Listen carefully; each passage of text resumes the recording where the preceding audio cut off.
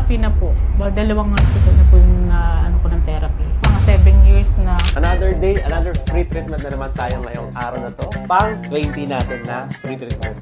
Taga-saan nga kayo, ma'am? Taga-Taguig po. Yun. Kung sinabi mong Taguig, sikat yan yung pagkain nilang tipas. May dala po ako. May pasalubong ako sa inyong tipas. Ah, yun. Tipas. Oo. Ang basa ko rin ng tipas. Tipas hopya. Tipas hopya. Napakadami ko. Sabi ko, parang ikabre na yata ng tipas. Yung mga hopya munggo, no? Okay, ma'am. Thank you so much po sa inyong pasalubong, no? Bali si ma'am, meron siyang dalang MRI. From cervical hanggang lower back po yung problem nyo. Meron si ma'am desiccation. May disc bulge po kayo sa lower back. Tapos sa cervical, meron kayong stenosis. May problem yung cervical mo, may problem din yung lower back mo. Pero ano yung pinaka-iniinda mo, ma'am?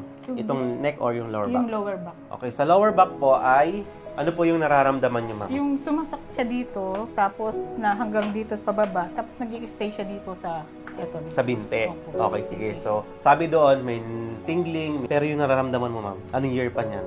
Matagal na po ito. Siguro mga 7 years na. Yun.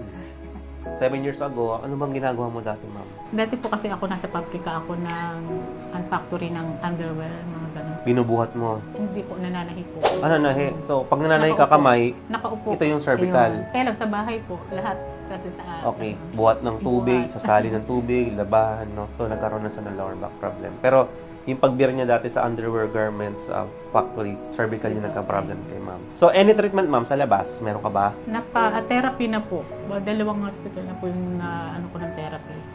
Ilang session yan? Doon sa una po, 6 session, tapos inulit po ulit na another 6. Dito po sa ano, ganun din, 6. Magpuproceed tayo sa session sa kanya, yung ating tinatawag na TAR method. At siyempre, kasama ko ang aking team leader na si Coach Grover. Hello, ako po si TL Grover, mag-a-assist kay Master Car. Hello ma'am, ako po ang bibigay sa inyo ng paunang lunas, TAR method. Mas i-check lang po natin muna yung sa cervical. So medyo tight po ito. Opo, may balat siya. Sige ma'am, ngayon po, dadapa po kayo, no? Pero ito, may pain? Merong konti. Saan po? Dito po. Dito. Ito po sir, gua-sha po ang tinatawag dito. Ang role po niya, sinosoften niya yung muscle na.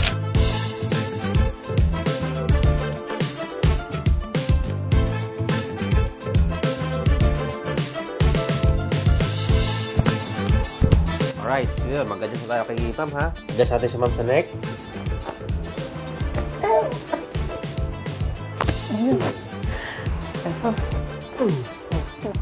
Okay. Okay. Kasi na. Sige po. Ano, kamusta ma'am ang inyong pakiramdam ngayon? Parang gana. Pero nakatulong kami sa'yo? Oo. Okay. Okay. Kasi dito na lang sa ganito ko, maluwag na siya. Ah, maluwag na. Okay na yung neck niya, maluwag na, no? Yun. But anyway, ma'am, congratulations po.